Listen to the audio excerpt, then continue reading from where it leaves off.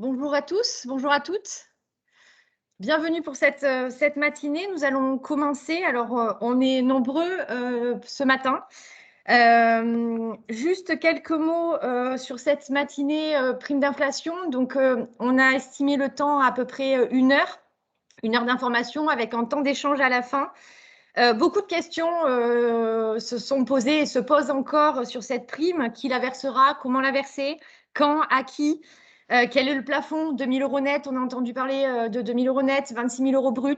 Qu'est-ce qu'on prend concrètement? Avec des subtilités aussi en pratique. Comment le gérer en pratique quand le salarié a plusieurs employeurs, quand le salarié est parti de l'entreprise?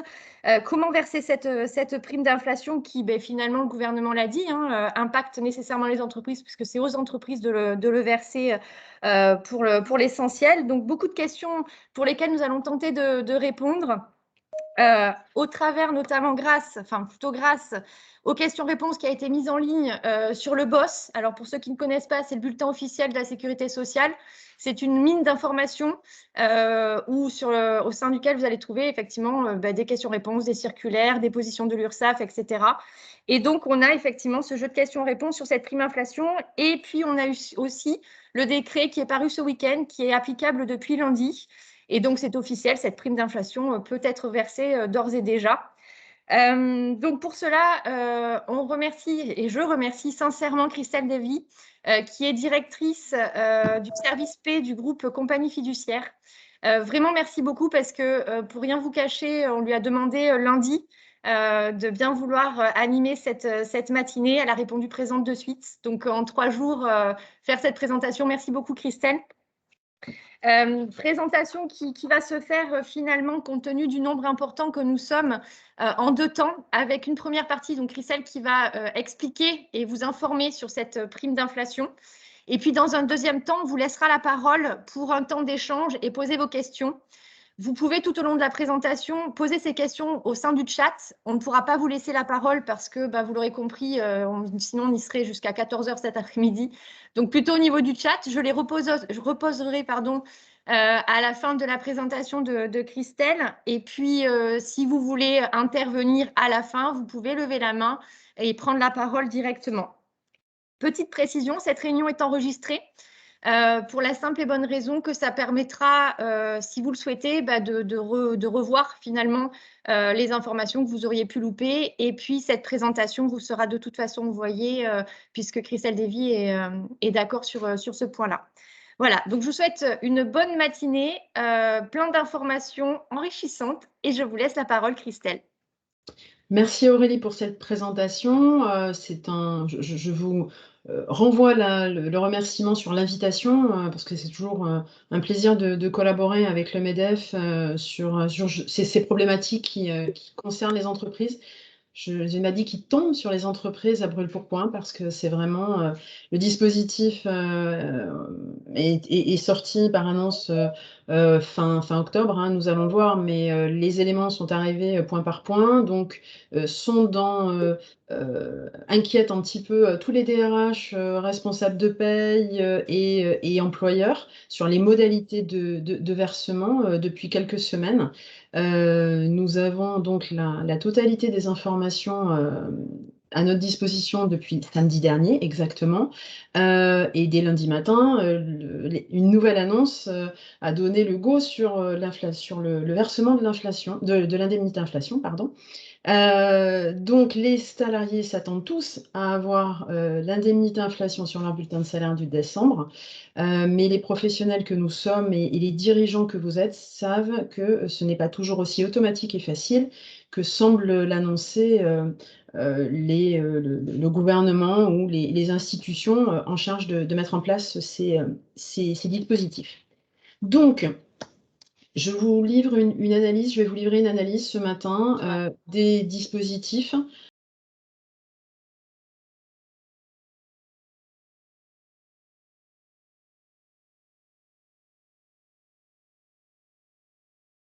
Alors, Christelle, vous avez coupé votre micro, je pense. Il y a peut-être... Parfait, merci de me le dire tout de suite, je viens de le voir. Ma souris n'était pas au bon endroit.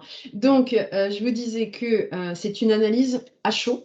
très très chaud, hein, puisque voilà, donc on a le décret depuis samedi dernier, dimanche dernier. On a très peu de recul. Il y aura peut-être d'autres informations complémentaires. Il n'empêche que nous n'avons pas le choix, d'autre choix que de se jeter à l'eau.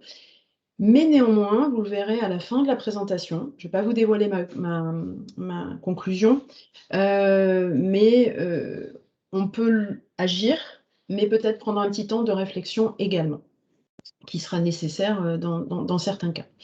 Donc, quel est le cadre de cette indemnité? Donc, annoncée par Jean Castex le 21 octobre, cette indemnité a été ajoutée dans le processus législatif de la loi de finances rectificative, la deuxième loi de finances rectificative pour 2021. Donc, elle a été adoptée le 24. Christelle, je pense qu'il y a encore une manipulation qui a été faite sur le micro. Ah, mais je ne sais pas, je ne touche pas à mon micro. C'est bizarre, pourquoi il se... Ouais. Bon, je vous promets, je lève les mains.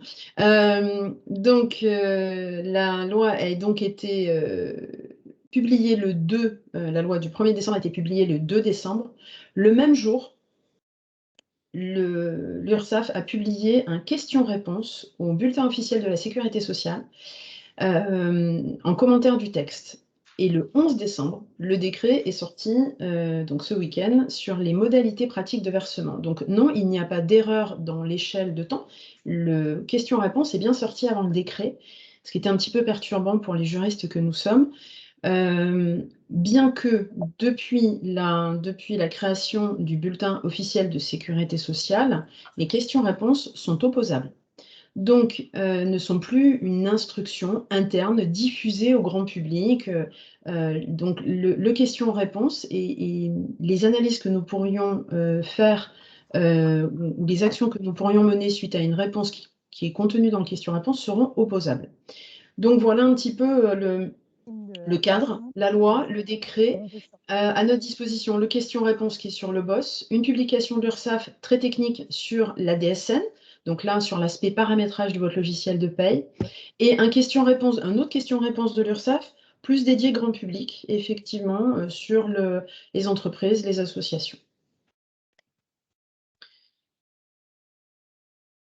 Je vérifie que je ne ferme pas. Voilà, je n'ai pas éteint mon micro. Quel est le champ d'application territorial de cette indemnité inflation? Elle s'appliquera de la même manière, sans aucune adaptation, en métropole, ainsi que dans les départements et collectivités d'outre-mer, Guyane, Guadeloupe, Martinique, Réunion, Mayotte, Saint-Pierre-et-Miquelon, Saint-Barthélemy, Saint-Martin, on a voyagé un peu, à l'exception de la Nouvelle-Calédonie, Wallis-et-Futuna et la Polynésie française. Donc il n'y a aucune adaptation spécifique du dispositif. Cette indemnité, ça, là, on va commencer par les choses les plus faciles. Elle est de 100 € net, versée une seule fois par bénéficiaire. Elle n'est pas proratisable. Elle est versée, on y a droit ou on n'y a pas droit. Elle n'est pas soumise à cotisation sociale et CRDS. Elle n'est pas prise en compte dans les prestations sociales pour les bénéficiaires, évidemment pour le calcul de leur coefficient familial. Elle n'est pas soumise à l'impôt, donc elle n'est pas soumise au PAS, et elle est non saisissable. Là, de ce côté-là, il n'y a aucun doute, et c'est assez facile. Qui versera cette indemnité? Plusieurs, en fait,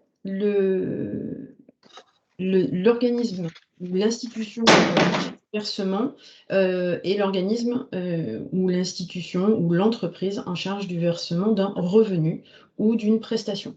Donc, le public envisagé visait à peu près 38 millions de personnes devraient recevoir cette indemnité selon les prévisions du gouvernement. Donc, les employeurs privés verseront cette indemnité aux salariés, aux agents publics et à certains stagiaires. La CAF versera cette indemnité aux salariés en congé parental, Pôle emploi s'occupera des demandeurs d'emploi, la CNAV des retraités, et l'URSSAF s'occupera des salariés particuliers employeurs, des indépendants et des auto-entrepreneurs.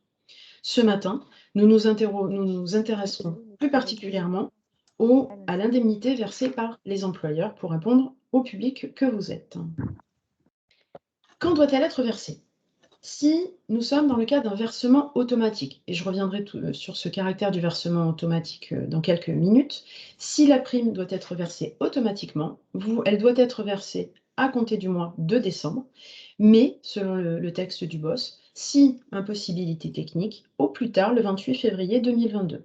Donc vous avez tout à fait le droit de verser cette indemnité en janvier ou sur le bulletin de février si vraiment vous avez un problème de paramétrage, notamment de votre logiciel ou c'est principalement la raison que vous pourrez invoquer.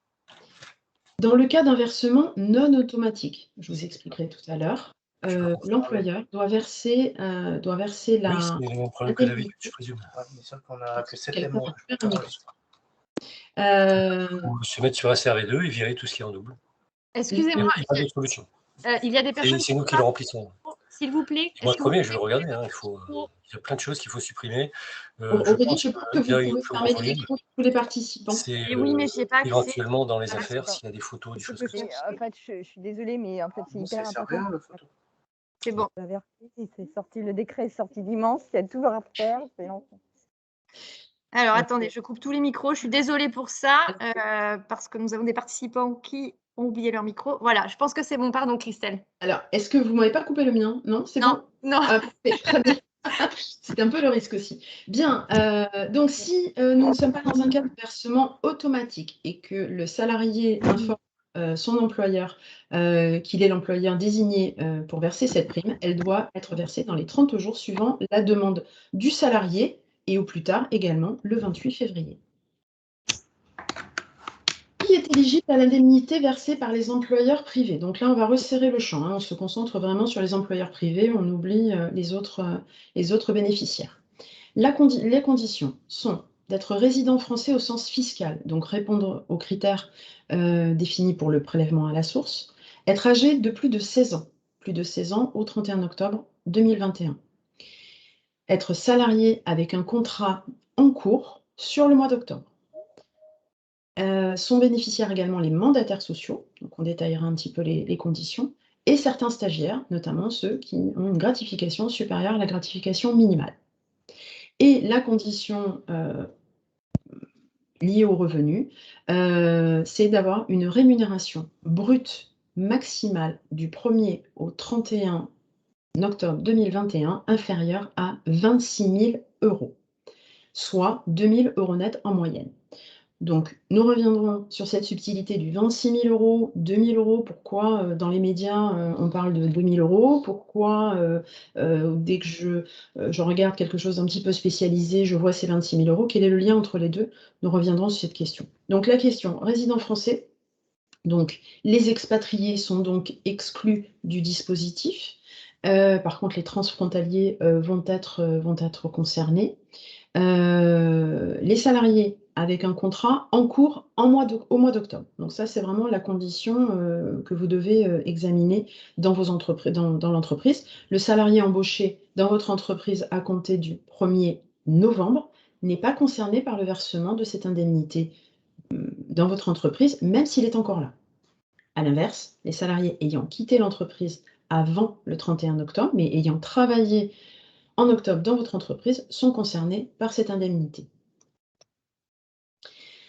Donc, le versement automatique dont je vous parlais tout à l'heure, c'est-à-dire le versement automatique, c'est vous êtes employeur, les salariés répondent aux critères, vous devez leur verser cette indemnité. Il s'agit de tous les salariés en CDI, même s'ils sont absents sur le mois d'octobre, congé, maladie, accident du travail, maternité ou une suspension, congé sabbatique, sauf dans le cas du congé parental. Alors, ce n'est pas une discrimination par rapport à la nature du congé, c'est simplement que les salariés en congé parental sont pris en charge par la CAF et non pas par l'employeur. Donc, tous vos salariés inscrits à l'effectif avec un CDI en cours sur le mois d'octobre, entre le 1er et le 31 octobre, sont concernés par le versement automatique. Tous les CDD également d'au moins un mois en octobre sont également concernés. Donc, un salarié ayant un CDD du 1er septembre au 17 octobre sera concerné par le versement automatique. S'ils sont concernés également les CDD de moins de 1 mois, mais d'une durée supérieure à 20 heures. On regardera un petit peu les subtilités. Et surtout, n'oubliez pas que même si le salarié a quitté l'entreprise, mais qu'il était employé au sein de votre entreprise sur le mois d'octobre, il est concerné et il vous appartient de lui verser la prime. Vous êtes l'employeur désigné pour lui verser la prime. Donc, il faut que vous lui fassiez ce qu'on appelle en technique de paye un bulletin post-emploi, le faire re-rentrer techniquement dans l'effectif pour la paye, et générer le versement. C'est vous qui êtes bien l'employeur désigné. Concernant les mandataires sociaux, il s'agit des mandataires sociaux qui sont assimilés aux salariés par le Code de la sécurité sociale, donc on les connaît, les présidents de SAS, les présidents de SA, les directeurs généraux, les gérants minoritaires de SARL, donc tous les mandataires sociaux qui ne sont non TNS, qu'ils soient titulaires ou non d'un contrat de travail. Alors, c'est quand même la grande nouveauté sur cette indemnité. En général, les mandataires sociaux qui sont rémunérés uniquement au titre de leur mandat sont exclus des dispositifs visant des salariés. Ce n'est pas le cas. Donc, même si vous n'avez pas de contrat de travail, lien de subordination avec reconnaissance par Pôle emploi, vous êtes éligible à condition d'avoir perçu une rémunération sur le mois d'octobre. Alors, attention, dans ce cas, pour les mandataires sociaux, il s'agit d'un versement prioritaire. Je reviendrai sur cette notion de versement prioritaire également par rapport aux mandataires. Qui n'est pas concerné par le versement automatique, donc qui doit solliciter le versement auprès d'un employeur. Donc, il s'agit, par exception, mais ce n'est pas forcément évident, de ceux qui n'ont pas été visés précédemment, les pigistes et les intermittents du spectacle qui, par définition, ont des contrats très courts, ils devront faire une demande auprès de leur employeur principal sur le mois d'octobre. Sauf s'ils étaient en contrat sur le mois d'octobre, même court, mais de plus de 20 heures. Donc là, l'employeur se saisira automatiquement du versement, ils n'auront pas de demande à faire. Sur des CDD de très courte durée, de moins de 20 heures ou de moins de 3 jours cumulés sur octobre. Donc, ils sont éligibles, mais pas automatiquement. Donc, s'ils ont travaillé, c'est eux qui devront faire la demande. Et les stagiaires, alors les stagiaires sont bénéficiaires, sont bien éligibles, mais par contre, ils doivent faire la demande auprès de l'employeur dès lors qu'ils ont une gratification supérieure à la gratification minimale obligatoire. On parle des stagiaires de la formation ayant une convention de stage. On ne parle pas des stagiaires qui font des formations, notamment je pense à l'AFPA, de formation continue, qui sont indemnisés par un autre biais. Ce n'est pas l'entreprise d'accueil. Là, on parle des étudiants, les stagiaires dans le cadre d'études. Que doit faire un salarié ayant eu plusieurs activités en octobre? Là, on va commencer à rentrer dans les sujets un petit peu plus compliqués. Jusque-là, c'était assez simple. Alors, un salarié ayant eu plusieurs activités en octobre, notamment qui aurait un cumul d'une activité salariée, on va se projeter dans votre entreprise, donc dans votre entreprise, il est salarié et il cumule par ailleurs un mandat social dans une autre structure. Eh bien, le mandat social est prioritaire et automatique. C'est dans la structure dans laquelle il a un mandat social que cette indemnité sera versée. Donc, que doit faire le salarié? Il doit renoncer auprès de l'employeur de l'activité salariée, donc dans votre entreprise. Votre salarié cumule son contrat de travail dans votre entreprise avec une activité indépendante. C'est l'activité indépendante qui est prioritaire. Pourquoi? Et c'est l'URSSAF qui va lui verser cette prime de 100 € au mois de janvier. Et donc, il devra renoncer auprès de vous au versement de cette indemnité. Il devra vous en informer et renoncer à cette indemnité.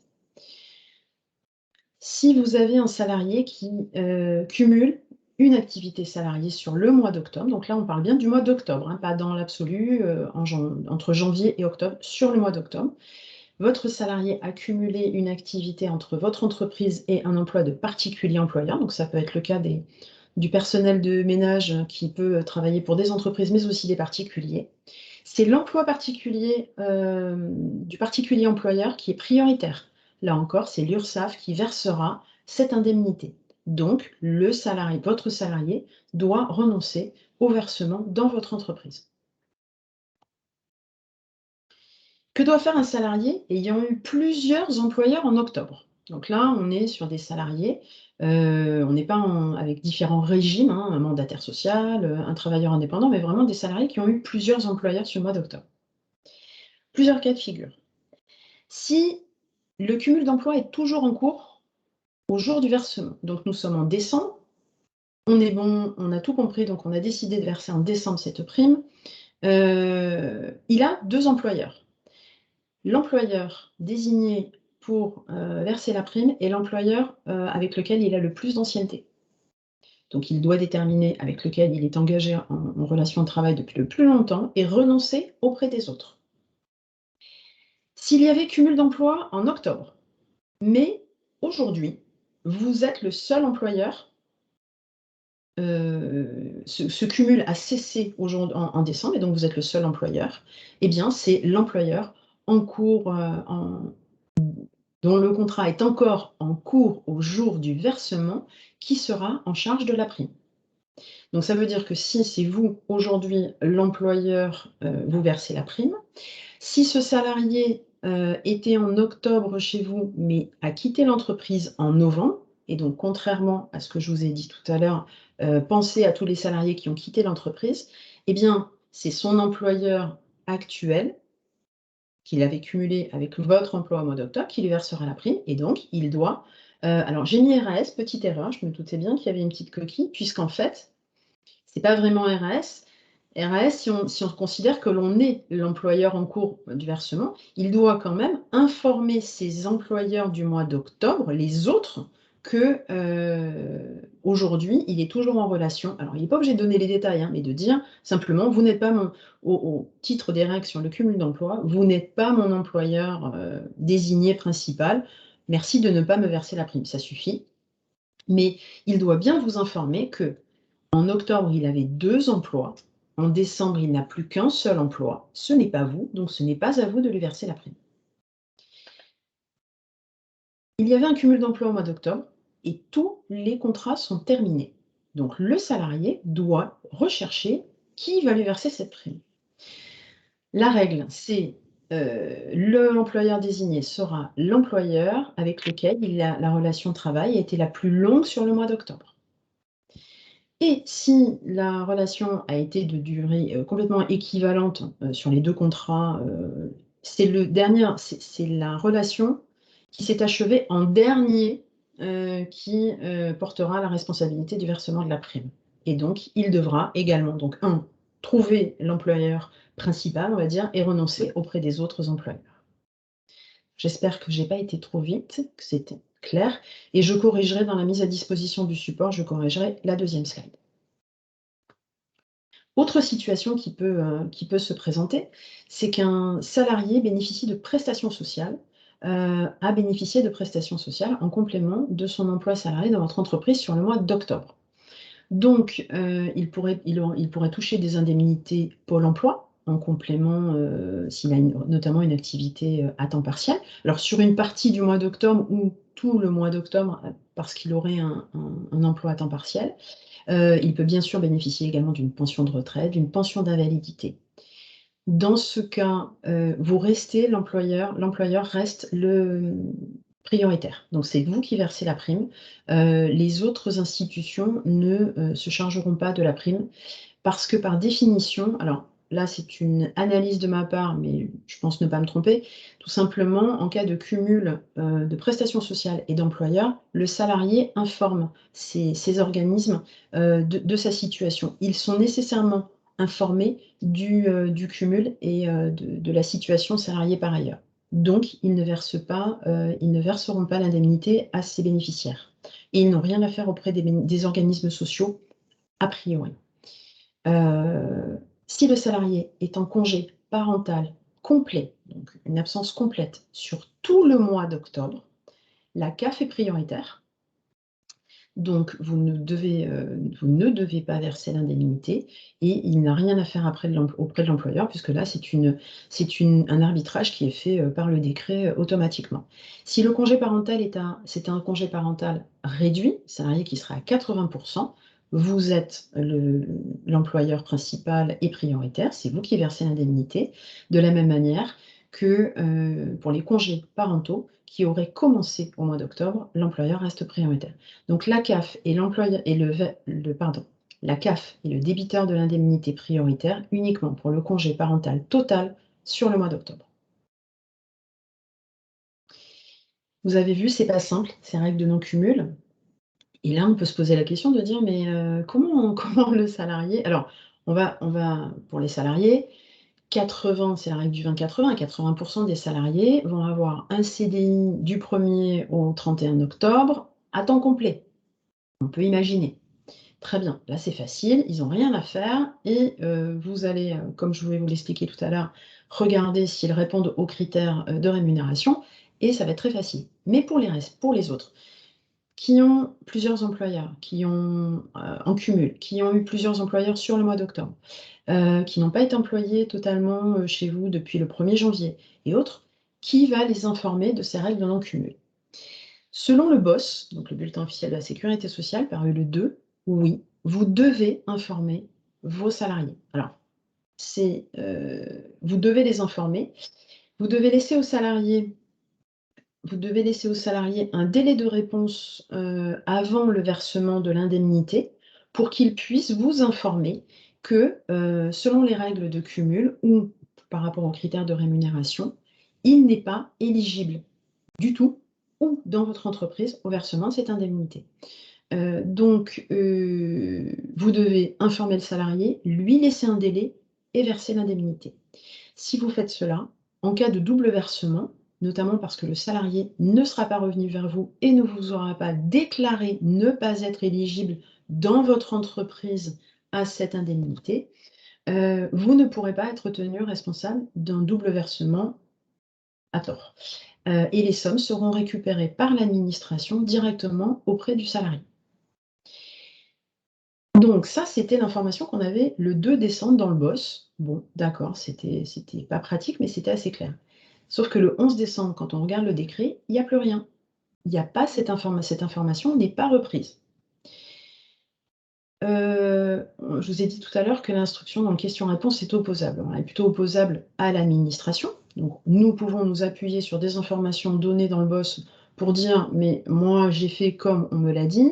L'inverse, ce n'est pas forcément vrai, pas forcément opposable, n'est pas opposable aux entreprises, mais moi, par mesure de précaution, je vous conseillerais d'informer vos salariés, d'informer vos salariés, de leur laisser un délai de réflexion pour se déclarer et de verser ensuite cette prime en toute tranquillité. Quel est le niveau d'information? Il est compliqué. Il est compliqué parce que si vous réinterprétez et vous donnez une information très, très, très détaillée au salarié, le salarié, s'il se trompe, il va dire ben, « moi, je me suis basé sur ce que vous m'avez dit ». Aujourd'hui, l'URSSAF a communiqué, comme je vous le montrais sur la première slide, on a des publications sur Internet sur l'URSSAF. Le question-réponse qui est tout à fait lisible est accessible de tous, des salariés aussi. Donc, et il incombe bien au salarié qui n'est pas dans une situation de principe, de versement automatique de droit, d'analyser sa situation personnelle et de se déclarer. Voilà, donc on reporte un petit peu le partage. Donc selon les situations, selon les publics de salariés, ça peut être un petit peu compliqué. Mais c'est ce que j'aurais tendance à vous dire.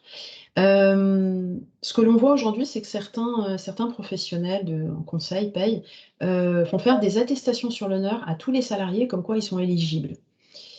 C'est pas le sens. Là, en fait, en faisant faire une attestation, c'est pas dans ce sens-là. C'est plutôt vous informer le salarié qu'il existe des règles de non-cumul et vous lui demandez de se signaler s'il considère être dans une règle de non-cumul. Si vous faites une attestation sur l'honneur à tous vos salariés comme quoi j'atteste de ne pas avoir, vous allez un petit peu déjà au-delà de ce qui est demandé, même pas par décret mais par le BOSS. Donc, faisons ce qui est nécessaire sans aller trop loin. Mais j'imagine que vous aurez plein de questions sur ce sujet tout à l'heure. Le plafond est-il de 2 000 € net ou de 2 600 € brut par mois ou 26 000 € du 1er janvier au 31 octobre? C'est vrai que on a tendance à se perdre un petit peu dans les annonces parce qu'on entend 2 000 € net, 26 000, 2 600. De quoi on parle et que dois-je faire si je dois verser cette indemnité? Eh bien, en fait, dans le décret, on a l'explication beaucoup plus claire. C'est-à-dire que pour les entreprises les salariés des entreprises privées, l'unique plafond à prendre en considération est bien un plafond de 26 000 € du 1er janvier au 31 octobre. Le boss nous explique qu'ils ont reconstitué à partir des 2 000 € nets un brut théorique, déduction faite en réintégrant les cotisations salariales standards minimales obligatoires et sont arrivés à ce palier de 26 000 € bruts du 1er au 31 octobre. Par contre, pour d'autres publics, les particuliers employeurs, les assistants maternels, les demandeurs d'emploi, le décret vise bien un plafond de référence de 2 000 € net par mois. Donc, ça vise un autre public. Pour les travailleurs indépendants, on va encore avoir une autre référence, une référence basée sur, je fais juste une petite parenthèse pour resituer un petit peu le contexte de ces 26 000. Pour les travailleurs indépendants, ça sera 24 000 € de revenus déclaration 2020, proratisé si l'activité a commencé en cours d'année en 2020, et sans plafond si l'activité a commencé en 2021. Probablement parce que les déclarations ne sont bien sûr pas faites au mois d'octobre. Donc pour les salariés, vous, en tant que chef d'entreprise, en tant que responsable paye, vous ne devez prendre qu'une seule référence, 26 000 € bruts du 1er au 31 octobre. Vous n'avez pas à prendre en considération cette notion des 2 000 € nets pour vos salariés. Comment se calcule ce plafond de rémunération? Alors, ces 26 000 € bruts ne doit pas être proratisé en fonction du temps de travail. Il ne doit pas être proratisé pour les salariés à temps partiel. Il ne doit pas être proratisé pour les salariés qui auraient des heures supplémentaires. Donc, critère d'injustice, mais à un moment, une décision est bonne pour les autres, c'est-à-dire qu'un salarié qui touche 26 000 € pour 28 heures par semaine est mis sur le même plan qu'un salarié qui toucherait 26 000 € pour 169 heures par mois.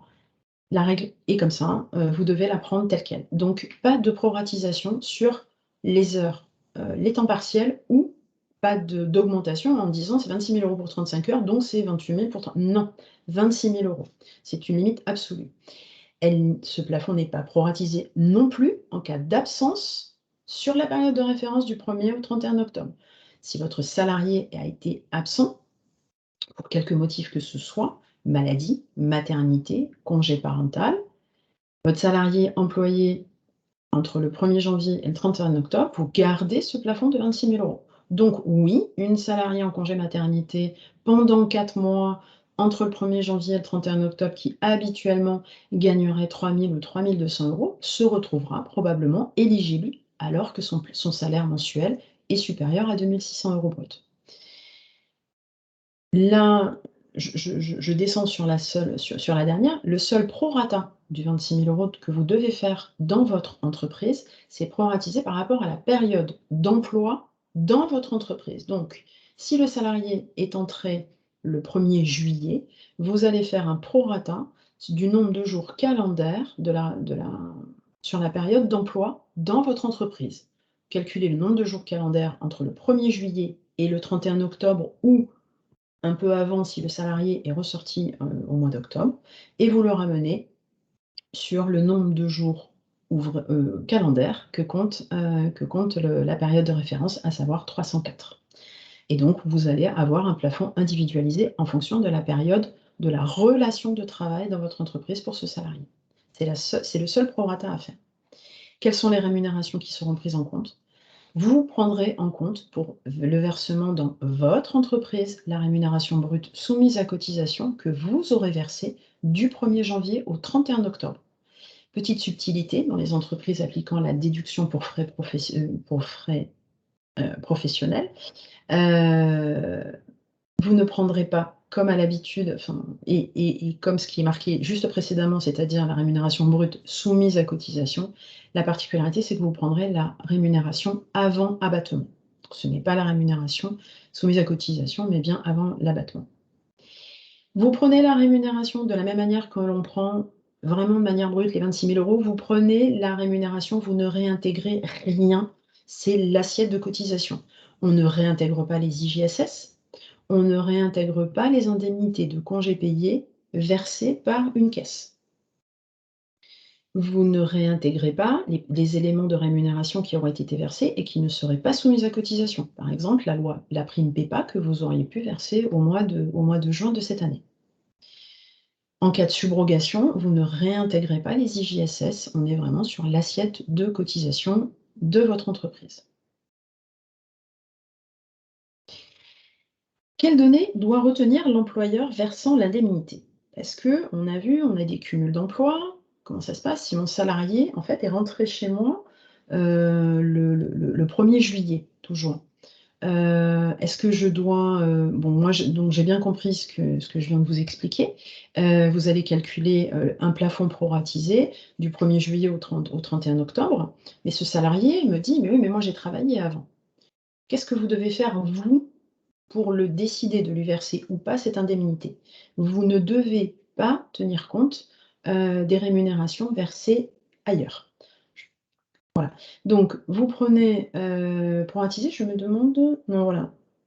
Elle était un petit peu. Alors, vous avez l'impression que c'est à peu près la même, mais c'est la différence entre le plafond et vous dans vos calculs. Vous ne proratisez donc pas ce plafond. Vous proratisez simplement sur le nombre de jours de la relation de travail. Attention, si vous avez un salarié en CDD qui a effectué dans votre entreprise plusieurs CDD, là, vous allez cumuler les salaires que vous lui aurez versés sur ces différents CDD pour vérifier les 26 000 €. Mais vous ne prenez en compte bien que les salaires qui sont versés dans votre entreprise. Vous ne prenez pas en compte les salaires versés par les autres employeurs à votre niveau. Comment cette indemnité va vous être remboursée? Imaginons donc le cas, hein, donc là c'est une échelle, mais il y aura d'autres exemples. Donc si vous versez l'indemnité sur le bulletin du mois de décembre, imaginons le 25 décembre, elle doit automatiquement être versée, mais également portée sur le bulletin de salaire du mois de décembre. Le 15 janvier, si vous avez moins de 50 salariés, vous allez faire votre DSN et intégrer cette indemnité dans la DSN du mois de janvier. Et vous allez immédiatement déduire du montant des cotisations que vous aurez versé au titre du mois d'octobre, vous déduirez immédiatement le montant des indemnités versées au titre du mois d'octobre. Et bien évidemment, même chose que vous soyez au 5 janvier ou que vous le versiez le 25 janvier, ça sera la même chose pour le mois de février.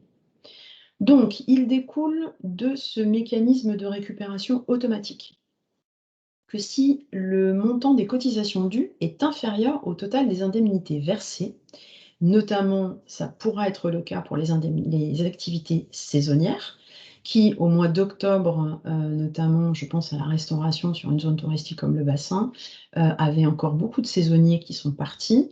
Et donc vous êtes en régime d'hivernage, on va dire. Donc vous pouvez avoir à verser des indemnités à une dizaine de salariés et n'en avoir plus que 2 aujourd'hui. Eh bien, vous pourrez soit étaler le remboursement sur les échéances suivantes, soit demander le remboursement immédiatement à l'URSSAF. Le montant de cette indemnité est déductible, même si vous n'êtes pas à jour de vos cotisations. Le paiement ne peut pas venir en compensation d'une dette de l'entreprise auprès de l'URSSAF. Cas un petit peu compliqué que nous gérons en ce moment au cabinet, c'est l'entreprise a fermé. Le compte est clos, notamment parce qu'il y a une cession d'entreprise. L'entreprise a été cédée au mois de novembre. Donc, l'employeur du mois d'octobre, c'est bien le cédant. Eh bien, il va falloir rouvrir les comptes. Donc là, c'est facile de le dire. Je n'ai pas la réponse parce qu'on n'a pas encore été confronté, notamment des entreprises qui ont été en procédure de liquidation judiciaire. Donc là, je vous avoue que nous n'avons pas la réponse. Mais si par exemple vous êtes sur une cession d'entreprise, normalement 3 mois après, toutes les formalités de liquidation ne sont pas opérées. Donc il va falloir demander à l'URSSAF une réouverture du compte pour verser. Ce n'est pas au repreneur, sauf si on est dans une cession d'entreprise, cession des parts sociales, hein, où il y a une continuité de l'identité juridique de l'employeur. Donc là, il n'y a même pas débat. Par contre, s'il y a une cession du fonds de commerce, changement d'employeur, c'est bien à l'employeur du mois d'octobre de verser l'indemnité. Petite subtilité. Attention, si vous êtes en paiement en échéance trimestrielle, en paiement trimestriel, il y a encore de rares dans de rares cas, petites entreprises, des entreprises qui ont demandé à maintenir un paiement trimestriel à l'URSSAF et par exception. Attention, si vous versez l'indemnité en janvier, elle ne sera déductible qu'au mois d'avril. Donc, si vous êtes encore dans ce cas d'un paiement trimestriel, vous devrez, pour les récupérer rapidement, les verser au mois de décembre. Sinon, vous aurez votre remboursement au mois d'avril, il faut y penser. Mais c'est plutôt à la marge. Quel contrôle pourrait être effectué par l'URSSAF ou la MSA? Pardon, j'ai été un peu réductrice. Oui, l'URSSAF va pouvoir opérer des contrôles au niveau des entreprises, notamment lorsque la déduction opérée sur le paiement des cotisations est inférieure au montant versé, au cas où certains auraient la mauvaise idée de déduire plus que ce qu'ils ont versé ou de dire je déduis tous les salaires en octobre et j'attends que ceux qui ne sont pas concernés par le versement automatique me le demandent. Donc je vais tout faire, je vais tous les passer et je leur verserai après. Oui, si certains salariés oublient de vous le demander, vous aurez déduit plus que vous n'aurez versé, ce qui est strictement interdit. Il ne semble pas, alors ce n'est pas évoqué, donc il semble tout à fait possible de faire des versements en 2 fois. On peut très bien faire les versements, bien sûr, automatiques au mois de décembre ou au mois de janvier et faire les versements sur demande au mois de février. De manière pratico-pratique, je vous avoue que pour les salariés post-emploi, compte tenu du timing, pour certains clients qui voudraient payer immédiatement la prime aux salariés présents, on va peut-être leur verser au mois de décembre et les bulletins post-emploi, on va peut-être les faire. Donc les salariés qui sont sortis, on pourra peut-être les faire au mois de janvier. Rien ne semble s'opposer à cette pratique. Donc si on peut verser toutes les primes en même temps, c'est bien mieux. Mais il ne semble pas impossible de verser en 2 fois les indemnités. Vous pourriez être redressé également si vous avez versé une indemnité sans respect des règles imposées de vérification, notamment par rapport au plafond. Donc si vous versez, vous vous embêtez pas, vous prenez tous vos salariés, quel que soit leur salaire, et vous versez 100 €. Si vous avez un contrôle URSSAF sur la période, on pourra vous dire non, le salarié à 3 500 €, il n'y avait pas droit. Donc, remboursement, donc redressement. À ce jour, on parle de remboursement. On ne parle pas de redressement d'indemnité soumise à cotisation. Bon, mais là, pareil, c'est ce que je vous disais tout à l'heure, le manque de recul, pour voir, il semblerait que ce soit un remboursement. Par contre, et ça c'est prévu par le BOSS, en cas de versement indu, notamment en raison d'un cumul de versements, et que le salarié ne vous a pas prévenu, mais que vous l'avez informé, vous ne serez pas tenu pour responsable. La réponse que nous n'avons pas, c'est quid du versement indu sans information des salariés? C'est-à-dire que si vous versez à tous vos salariés sans les alerter sur les possibles règles de cumul, en toute bonne foi, le salarié qui se contente, qui est limité aux informations qu'il voit dans les médias, ne va pas en être informé. Et là, on se demande si l'employeur pourra être tenu pour responsable.